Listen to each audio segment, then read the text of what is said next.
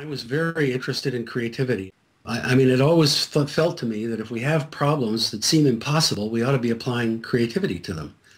And it didn't seem like that was happening in real life. And I was, at the time, going and on the faculty at the annual Creative Problem Solving Institute in Buffalo, New York.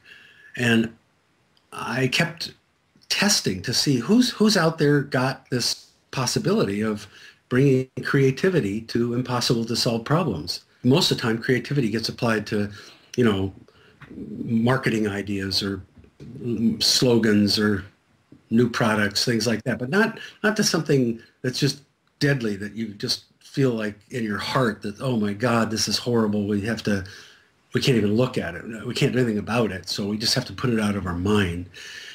And I was interested in applying creativity to those. And I was also in my personal life working in the field with Carl Jung's work and just doing a lot of introspective work, dream work, and so forth. Basically, I tried lots of different models that were out there, and I tried whatever I could get my hands on, and I just didn't think anything out there worked. That included brainstorming and the creative problem-solving stuff. I didn't see that worked. But I kept infusing a lot of the Jungian psychology into the creative problem-solving kinds of ideas, and over time, I just evolved something that did work. And I didn't really know why it worked, but over time I realized, wait a minute, this is just completely different, and there's really no theory underneath it to support why it works.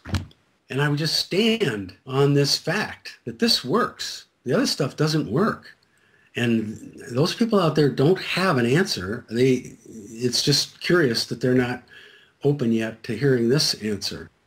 So that's kind of, and then over time, people came into my life like Rosa, and which made a huge difference. And you know, they could also see, and that's very exciting actually, because then all of a sudden you realize, wait a minute, I'm not so crazy here. This really, you know, not only does it work, but there's other people that see it. I was not expecting to end up passionate about facilitation.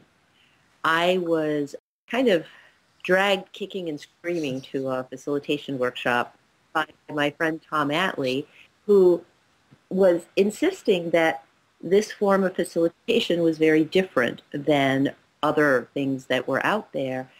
At that point in time, what I imagined facilitation was, from my own experiences with it up to that point, had a lot to do with, you know, getting people to color inside the lines, having people, you know, stay on topic, you know, trying to herd cats. And I was much more interested at that point in time in creativity and diversity work and conflict resolution and that kind of thing. And it seemed to me that the way that most meetings were run were about sweeping all of the big issues under the rug so that we could just focus on taking care of the daily details.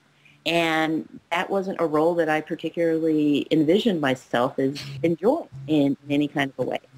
What happened when I attended my first DF workshop with Jim is that I discovered that this process was in fact different, that it had a lot to do with really deeply listening to each of the people in the meeting and with allowing a self-organizing dynamic to unfold. And I was just utterly surprised and delighted to discover that this was something I absolutely loved to do. So, and not only that I loved to do it, but that I love to do it and I love to teach it, because this is the kind of meeting that I want to be able to be a participant in.